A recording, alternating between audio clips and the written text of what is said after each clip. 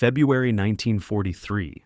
After watching American soldiers get completely demolished at Kasserine Pass, Germany's best intelligence analysts wrote a confident report concluding that the American soldier was fundamentally unfit for modern war, soft, undisciplined, and fighting for nothing worth dying for. They were right about almost everything they observed, and yet somehow, someway, those same soldiers went on to punch through Hitler's Atlantic Wall, hold Bastogne surrounded and outnumbered 5-1, and break the entire German war machine in under 3 years. So, what did the greatest military intelligence apparatus in the world keep getting wrong about the American soldier? And why couldn't they figure it out even after 4 years of fighting him face to face? Kasserine Pass, Tunisia, North Africa.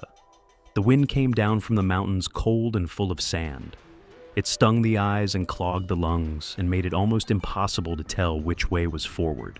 But for the American soldiers running through that pass, forward did not matter anymore. What mattered was getting away. German tanks were tearing through the American lines like they were made of paper.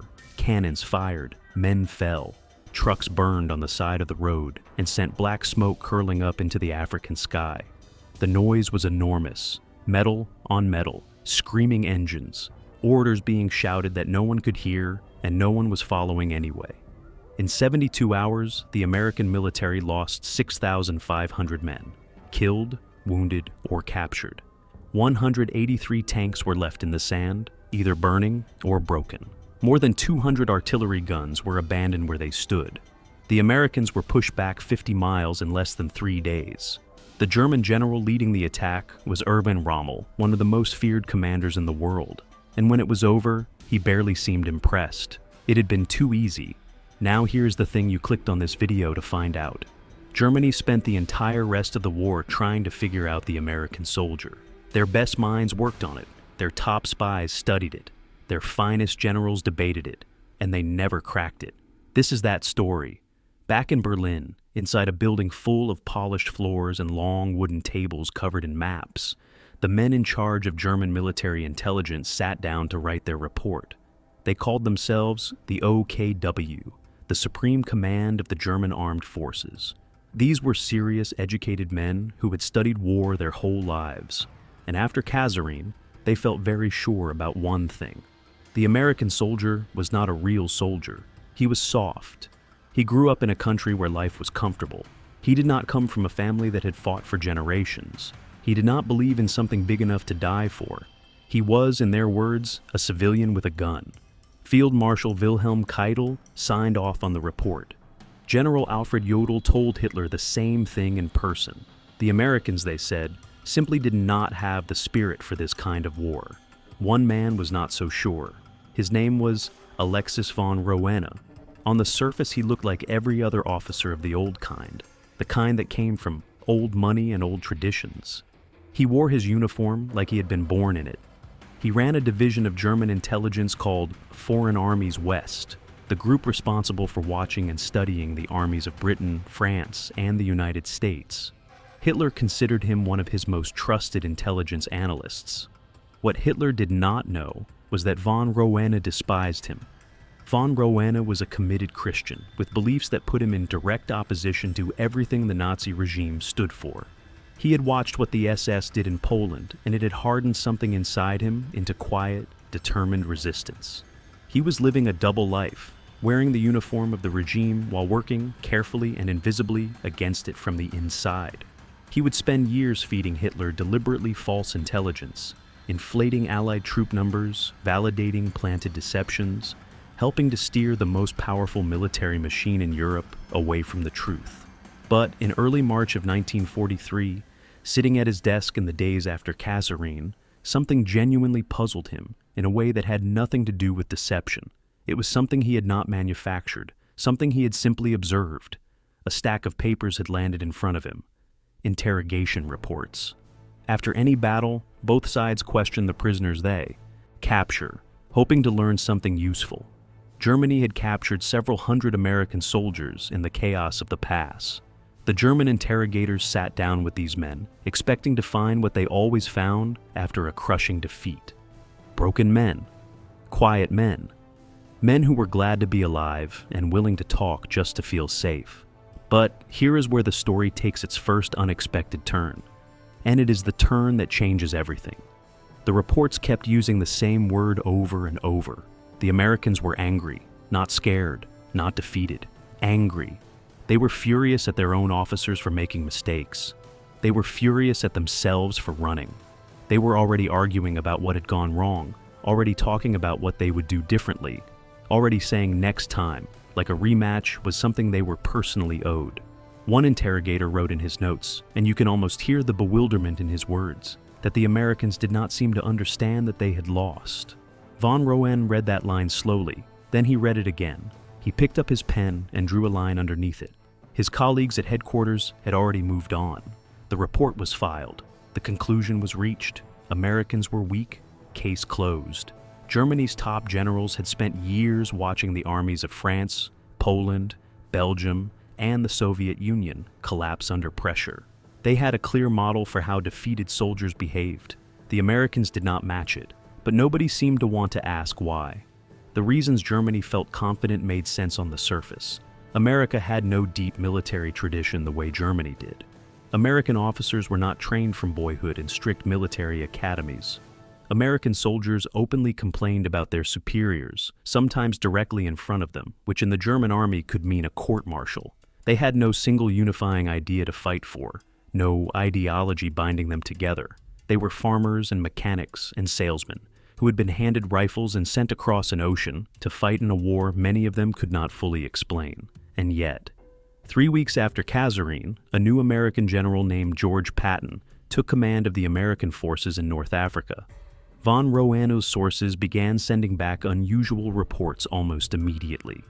The same men who had run through that sandy pass were standing straighter, training harder, talking differently. The anger had not gone away.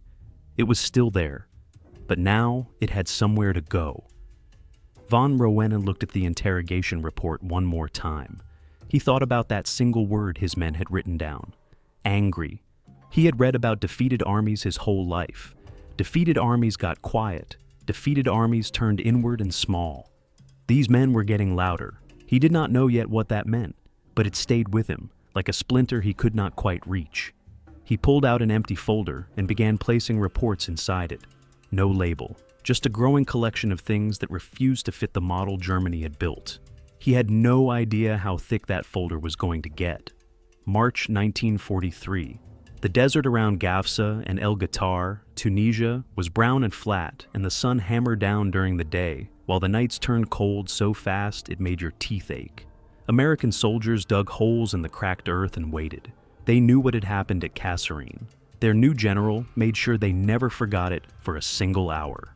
Patton drove through camps in his Jeep, with his helmet polished to a mirror shine and his eyes hard as river stone, and men who saw him coming stood up whether they wanted to or not. Something beneath the surface was shifting, and von Roen could sense it in his reports even from hundreds of miles away in Berlin. But Patton alone did not explain what his analysts kept writing down. There was a quality in these soldiers that existed before they ever put on a uniform. It had nothing to do with any general, and it started, of all places, with automobiles. In 1940, roughly 26 million Americans owned cars. Hold that number next to the rest of the world, and it becomes extraordinary.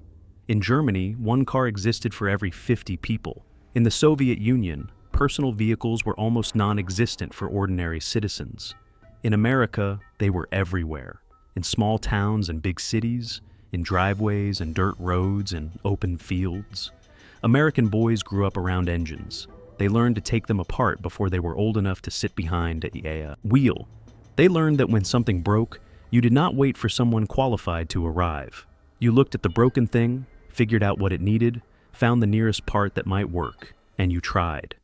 And this is the part that German engineers in the field struggled to explain at all. They would knock out an American vehicle in the morning, advance past it, and return hours later to find it running again. Not fixed by a trained mechanic with proper tools and factory components. Fixed by whoever happened to be nearby, using whatever was on hand. Scavenge pieces from other wrecked vehicles, bare wire, improvised brackets. One German report described capturing an American truck that had been repaired using parts from two completely different vehicle types that had no business being in the same engine. It was running. The Germans drove it 3 miles before it quit, and a German mechanic noted quietly that he was not certain he could have matched what those Americans had done with the materials available to them. Von Rohan placed the report in his folder. Then there were the sergeants, and this is where the German model of warfare ran into a wall it genuinely had no answer for. In the German army, a sergeant was the last link in the chain. He received orders from above and passed them down below. His personal opinion about those orders played no part in the arrangement. Discipline was the foundation of German military power, and discipline meant the man above you gave the command, and the man below you obeyed it without debate or delay. This was not cruelty. It was engineering. A machine works because its parts do what they are designed to do, nothing more and nothing less. American sergeants did not function this way, and Germany never fully recovered from misreading why that was a strength rather than a flaw. They argued with lieutenants. They pushed back on plans in front of the whole unit. German interrogators who questioned, captured American NCOs, returned with the same baffled observation every time. These men spoke about their officers the way a neighbor might speak about another neighbor on his street, with genuine respect in some cases, real irritation in others, but never the unquestioning obedience that German military culture treated as the most basic requirement of a fighting force. One German officer wrote in a report that the American chain of command appeared to exist in a constant state of low-level argument, and that he failed to understand how such a structure functioned at all. What he could not see was that the argument was the function. When the plan disintegrated, when the officer was dead or cut off or simply wrong, the American sergeant did not stand frozen, waiting for new instructions from above. He looked at what was directly in front of him, made a decision, and moved. The arguing, the pushing back, the habit of treating his own judgment as something worth expressing, those were not signs of a broken army. They were signs of men who had been shaped from childhood by a culture that told them, in 1,000 small ways every day, that their opinion mattered and their thinking counted. Germany had built soldiers. America had, almost without realizing it, built something that functioned better when the structure around it collapsed. And then there was the question of how America replaced its dead. And this puzzle troubled German planners more than almost anything else they observed. Germany constructed its army around bonds forged over years. The men in a German division knew each other deeply. They came from the same towns, sometimes the same streets. When a division was destroyed, it was truly gone. Not just the men, but the invisible thing connecting them, the trust, the shared memory, the sense of mutual obligation that made men willing to walk into fire for each other. German military planners considered this the hardest loss to absorb because you could rebuild equipment and restock ammunition in months. But the thing that made men fight with genuine ferocity for one another took years to grow. America's replacement system looked on paper like it would be fatal to that bond. When a unit took heavy casualties, individual soldiers arrived from replacement depots to fill the empty spots. Strangers, men who had never trained with those particular soldiers, never shared a meal with them, never done anything to earn their trust. German analysts predicted with real confidence that this would drain American fighting strength within months. New men would arrive without the bond, and without the bond, no army could sustain itself through prolonged contact with a determined enemy. They were wrong, and the reason they were wrong was something no chart could capture. American soldiers built the bond fast, sometimes within days, because for them the bond was never about history or hometown, or years of shared training. It was about who was standing beside you right now, today, in this frozen hole in the ground, with the wind coming off the hills and the sound of enemy guns in the dark. Whoever that man was, wherever he came from, whatever his name was, he was your responsibility. Not because of the past, because of this moment and no other. By the summer of 1943, a man named Hans Joachim Scharf was sitting across a table from captured American airmen in a quiet building near Frankfurt, trying to understand them one unhurried conversation at a time. Scharf was Germany's most effective interrogator, and his methods were unlike anything in the standard handbook. He never raised his voice. He never made threats.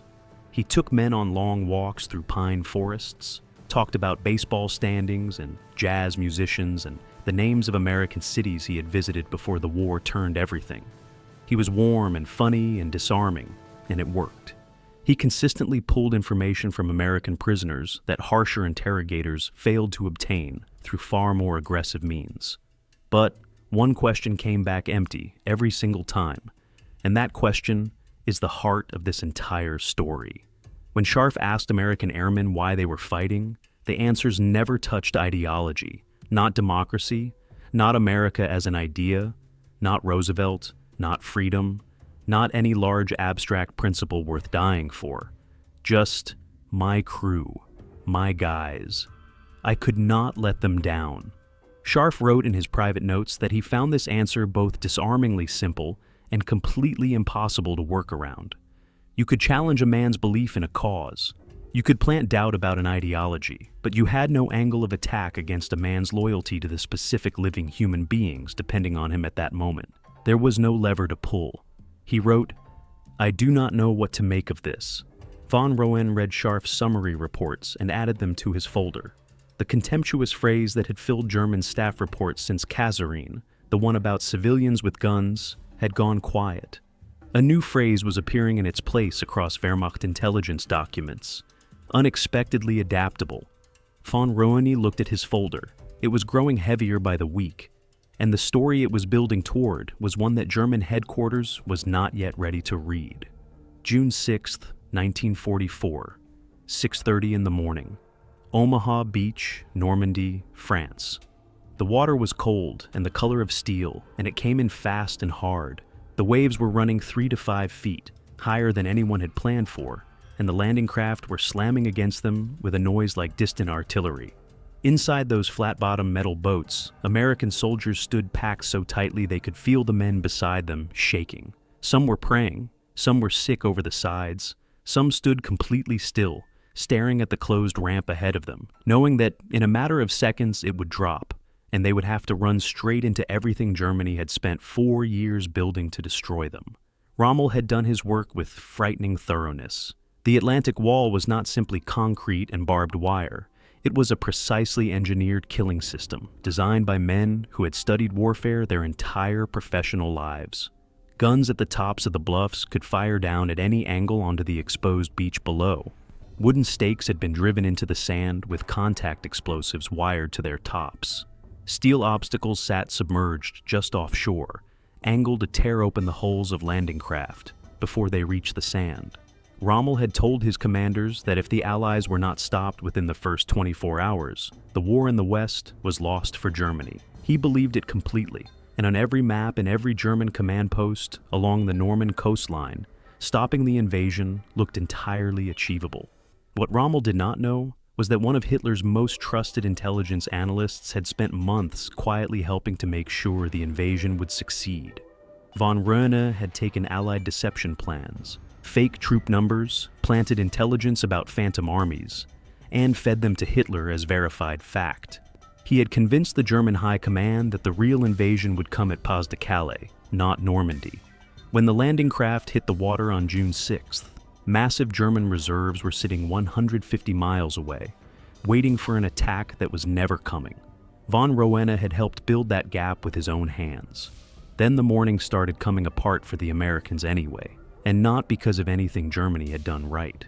The naval bombardment that was supposed to reduce the German fortifications at the top of the bluffs missed its targets by nearly 3 miles. The bombs fell into empty fields inland, and the German gunners in their concrete shelters looked down at the water and watched the American boats coming in completely undamaged.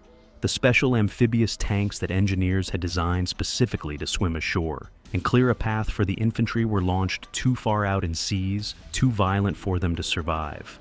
27 of 29 of those tanks went straight to the bottom within minutes of hitting the open water.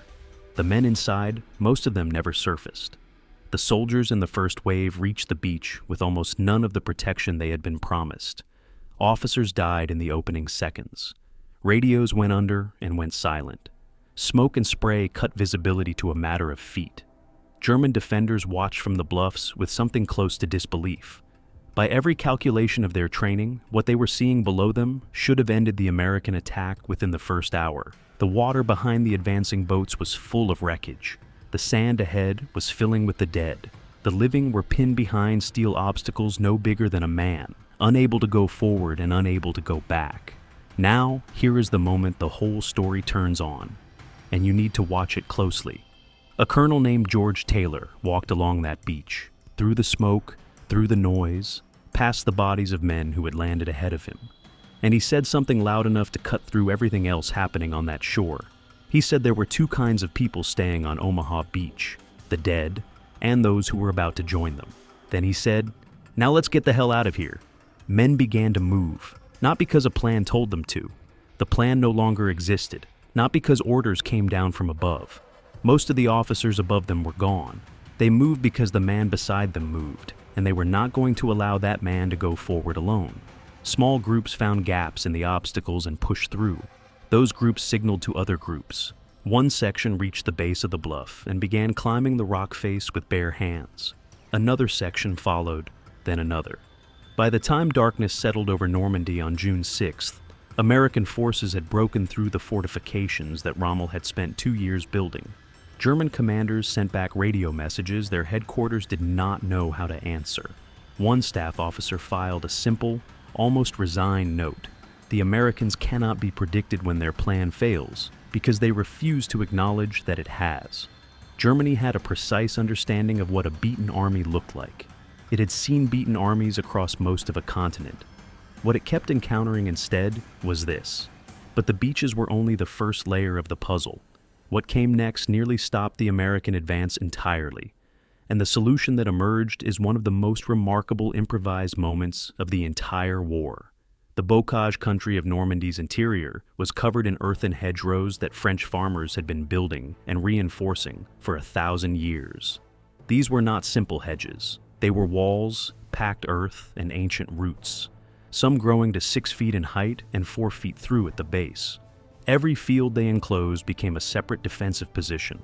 Every road between them became a lane where one well-placed machine gun could stop an entire column. German defenders had constructed their entire fallback strategy around these walls, and for 6 full weeks after D-Day, the strategy was working. American tank crews would drive a Sherman up to a hedgerow, attempt to climb over it, and expose the thin underside of the hull to German anti-tank guns positioned precisely for that moment. Dozens of tanks were lost that way. German intelligence was assessing the line, as stable through the autumn, at minimum. Then, a sergeant from the 2nd Armored Division named Curtis Cullen looked at the problem the way a man raised to fix broken things looks at anything that is broken. He had noticed the steel obstacles left behind on the Normandy beaches. The Germans had placed them there months before the invasion, welded frames of heavy steel beams called Czech hedgehogs, designed to rip through the hulls of landing craft. The invasion had come anyway. The obstacles had been pushed aside, and now they were sitting in piles along the shoreline doing nothing. Cullen looked at those beams and looked at the hedgerows and walked up to his commanding officer with a proposal. Take the German steel, cut it apart, weld the pieces to the front of Sherman tanks as cutting blades, drive the tank straight into the wall at full speed, and let the blades do what a plow does to soil. His officer took it up the chain. General Omar Bradley heard it and ordered a field test within days. It worked the first time. It worked every time after that. Within 3 weeks, 500 American tanks had been fitted with what crews began calling the Rhino device. Every piece of metal in every one of those cutting blades came from German obstacles taken directly off the beach. No factory order was placed. No supply request went back to Washington. No one waited for clearance from a distant authority. Field workshops ran through the nights cutting and welding and fitting, and when Operation Cobra launched on July 25, 1944, the hedgerow line that German intelligence had projected would contain the Americans for months came apart in 48 hours. A German panzer commander's report to headquarters stated that the Americans had modified their tanks, and that no one on the German side knew when it had happened or how. There was something in the tone of that report that was not quite fear, but was in the same neighborhood. A slow recognition that the army across the wire kept generating answers from nothing, from rubble and scrap, from the wreckage of the battlefield itself. The broader numbers told a story that Germany had no framework to absorb. The United States produced 88,410 tanks between 1940 and 1945, more than Germany and Japan manufactured combined across the entire war. The individual replacement system that German analysts had confidently predicted would hollow out American cohesion had instead kept 89 fully operational divisions sustained across two separate oceans simultaneously. The American soldier who was supposed to fracture under sustained pressure kept finding another way through. And then came the moment that crystallized everything Germany had been failing to understand for nearly 2 full years. December the 16th, 1944. The Ardennes Forest, Belgium. Snow was moving through the pine trees in the pre-dawn dark, and the ground was frozen to iron hardness. At 5:30 in the morning, 250,000 German soldiers and nearly 1,000 armored vehicles began driving through a 75-mile opening in the American lines. It was the largest German offensive operation since the conquest of France in 1940. Hitler had designed it personally. His core assumption was straightforward. American soldiers, exhausted from months of grinding advance, surprised in darkness and cold, would break under the weight of a sudden, overwhelming attack. If Germany could reach the port of Antwerp, it could divide the Allied armies and force a negotiated settlement before the end of the year. German intelligence had assessed the American formations in the Ardennes as stretched thin, poorly rested, and vulnerable to exactly this kind of blow. The planning documents used a specific word to describe the expected outcome: decisive. The Belgian town of Bastogne sat at the junction of the best road network in the entire region. Whoever controlled Bastogne controlled movement in every direction for miles around. The 101st Airborne Division was ordered to hold it. They arrived in open trucks, many without adequate winter clothing, many without sufficient ammunition, in the middle of a weather system so severe it grounded every Allied aircraft in the theater and made resupplies from the air impossible. Within days, the entire division was encircled by the German 5th Panzer Army. The numerical disadvantage was roughly 5-1 against the Americans. What happened next became one of the most quoted moments of the Second World War, and it is worth understanding not just as a famous story, but as the clearest possible answer to everything German intelligence had been wrestling with since those first interrogation reports from Kasserine. On December 22nd, 4 days into the siege, a German officer arrived at the American perimeter under a white flag carrying a written message from General Heinrich von Luttwitz. The message was formal in its language and confident in its logic. It explained that the position of the surrounded American forces was militarily hopeless and offered the only rational alternative: honorable surrender. The message was delivered to American General Anthony McAuliffe, who had been asleep for a few hours when it arrived. He read it once. He considered it for a moment. Then he picked up a pen and wrote his reply on a single sheet of paper. One word: nuts. The German officer who received the reply asked the American courier what the word meant in plain language. The courier told him it meant go to hell. The German officer walked back through the snow to his own lines, and the battle resumed. Bastogne did not fall. It held until December 26th, when Patton's Third Army broke through the encirclement, driving at a speed through ice and mud that German planners had formally assessed as unachievable in winter combat conditions. In the weeks that followed, the German intelligence apparatus produced what became one of its final honest assessments of the American fighting force. The old confident language of 1943 was entirely absent. The dismissals were gone. What replaced them was something more sober and more truthful. The assessment stated that the American soldier did not operate according to established German models of military behavior under adverse conditions. It noted that the concept of battlefield defeat did not appear to register for these soldiers the way it registered for every other army Germany had faced. And its closing observation, translated from the original German, was something that no senior Wehrmacht officer had been willing to commit to paper in the first 2 years of the war. The American soldier fights as if the possibility of losing has not occurred to him as an option. Somewhere inside all those pages, in all those baffled reports from interrogators and tank commanders and field officers who had watched Americans do things that their training said were impossible, the answer had been sitting in plain view the entire time. They simply could not bring themselves to see it. May 8, 1945. VE Day. The war in Europe was over. In American cities, people poured into the streets. In Times Square, strangers wrapped their arms around each other and wept openly. In small towns across Ohio and Georgia and Kansas, mothers who had not slept through a full night in 3 years finally allowed themselves to breathe. Church bells rang until they were hoarse. Children who had grown up with fathers on the other side of an ocean tried to imagine what the front door would look and sound like when those men finally came back through it. In Germany, there was only the silence that follows something enormous. Allied teams moved through ruined cities and into the countryside, collecting commanders, examining documents, assembling records. And in the months that followed, as captured German generals sat across tables from Allied officers and submitted to formal extended interviews, one question surfaced again and again. It was not about logistics or strategy or the specific errors that had led to German defeat. It was simpler and more human than any of that, and not one of those generals could answer it with any real satisfaction. How do you explain the American soldier? General Fritz Bayerlein had commanded the Panzerlehr Division, one of the most formidable armored formations the German military ever assembled. He had engaged American forces in Normandy, in the Bocage, in the Ardennes. He had studied their tactical patterns, read their captured field orders, personally interrogated their prisoners. When Allied officers put the question to him, he paused before answering. Then he said that he had met them on every front, that his men had fought them and captured them and watched them perform under every conceivable condition, and that even after all of it, he was unable to give a clean account of why they fought the way they fought. Coming from a man of his professional experience, it was a striking admission, but it was an honest one. Friedrich von Mellenthin was a German armored general who survived the war and eventually produced a book called Panzer Battles that became one of the most widely assigned military texts of the 20th century. The United States Army War College assigned it. West Point assigned it.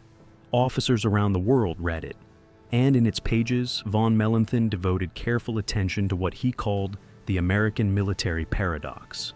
He described watching soldiers who violated every principle of European military discipline somehow generate battlefield outcomes that rigorously disciplined armies failed to match. He had seen men argue openly with their officers and then improvise solutions that altered the outcome of entire engagements. After years of reflection, he wrote that the loose, contentious, outwardly disorganized culture of the American fighting unit was not a military weakness at all. It was a doctrine they did not know they had. That conclusion carried more weight than most readers recognized when the book appeared. It was one of Germany's most accomplished armor commanders looking back across the war at his enemy and acknowledging that the quality which had appeared to be a defect was in fact the source of the power. America had not prevailed in spite of its independence and irreverence and deep cultural habit of questioning authority. It had prevailed because of those things. And here is the final piece of the story, the one that closes everything in a way that no one could have scripted. Hans Joachim Scharf, the Luftwaffe's master interrogator, the man who had spent years sitting across from American airmen with shared cigarettes and quiet forest walks and an inexhaustible curiosity about who they were and why they kept fighting the way they did not return to Germany after the war ended. He came to America instead. He became an American citizen. In the 1970s, he was invited to teach at the United States Air Force Intelligence School. Instructing American interrogators in his own methods, the approach built entirely on patience and human connection rather than pressure or pain. He was a gifted teacher, and the students respected him deeply. And in 1971, Scharf was commissioned to build what became the most enduring work of his life. Disney Imagineer Dorothea Redmond had designed 5 massive mosaic murals to line the breezeway of the new Cinderella Castle at Walt Disney World's Magic Kingdom in Orlando, Florida. Scharf was hired to bring her designs to life, hand-cutting and assembling over 1 million individual pieces of colored glass, gold, and silver tile into the finished mural. The project took nearly 2 years to complete. It has been seen by tens of millions of American children and their families in every year since the park opened. The German interrogator who had spent the war quietly trying to understand the American character ended his life creating beauty for American children in the place that calls itself the happiest on earth. If you were searching for a symbol of how thoroughly he had finally found his answer, you would not need to look any further than that wall. Alexis von Roani never lived to find his. The man who had first sensed something unexplained in those early interrogation reports from Kasserine, who had assembled the folder of things that refused to fit Germany's model, was not simply a loyal analyst who got closer to the truth than his colleagues. He was something far more remarkable. He was a secret opponent of everything the Nazi regime stood for, a man who had turned his position as Hitler's most trusted intelligence analyst into a weapon against Hitler himself. He had fed the German high command false troop numbers. He had validated planted Allied deceptions. He had helped ensure that when the landing craft hit Omaha Beach on June 6th, the German reserves were 150 miles in the wrong direction. He had used his access and his credibility to help save thousands of Allied lives, all while wearing the uniform of the enemy. He was arrested by the Gestapo in August 1944 following the failed assassination attempt on Hitler, tried before the People's Court, and hanged on a meat hook at Plötzensee prison on October 12, 1944. 7 months before the war, he had quietly helped to end finally ended. He never saw the outcome. He never received any recognition. He died in the dark for a side that did not know he was on it. In the decades after the war, the United States Army looked seriously at what had actually driven the effectiveness of its soldiers and began encoding those lessons into formal doctrine. What emerged was the concept called mission command. The principle was uncomplicated. You give the soldier the objective. You trust him to determine the method. You do not write a script for every contingency, because no script holds together once it contacts reality.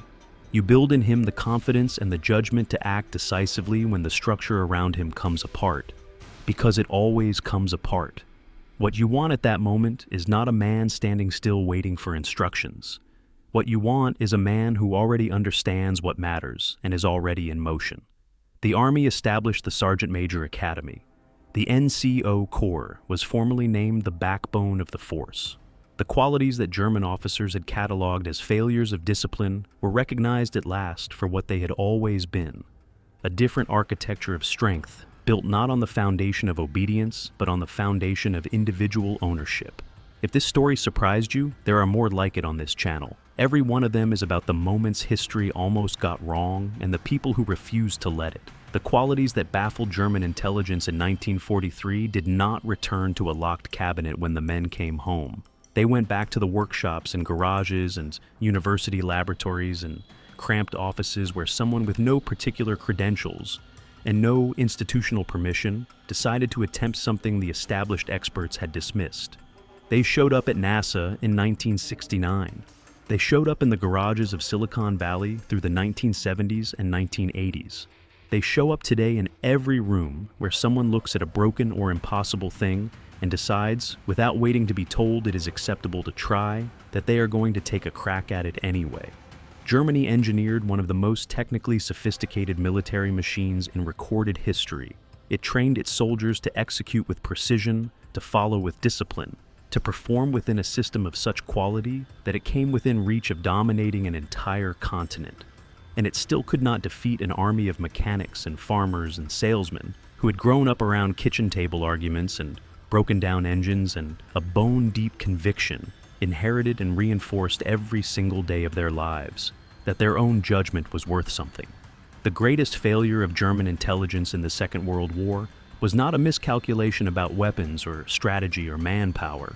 It was the failure to recognize that a nation built on the radical idea that ordinary people could think for themselves would produce soldiers who did exactly that, especially when everything around them was on fire and falling apart and demanding that they stop. The answer was never classified. It was never hidden. It was sitting in a foxhole in Tunisia in 1943, on a beach in France in 1944, and in a snow-covered town in Belgium with a 5-to-1 disadvantage and a single-word reply to a formal German surrender demand. It was a 19-year-old from Toledo or Tulsa or Tallahassee who, when the plan was gone and the officer was dead and the odds made survival look like wishful thinking, did not reach for the concept of surrender. He looked left. He looked right. He thought about the men depending on him. That is what German intelligence could never decode, and it turns out it was never a military secret at all. It was just America, being exactly what it has always been, and exactly what it remains.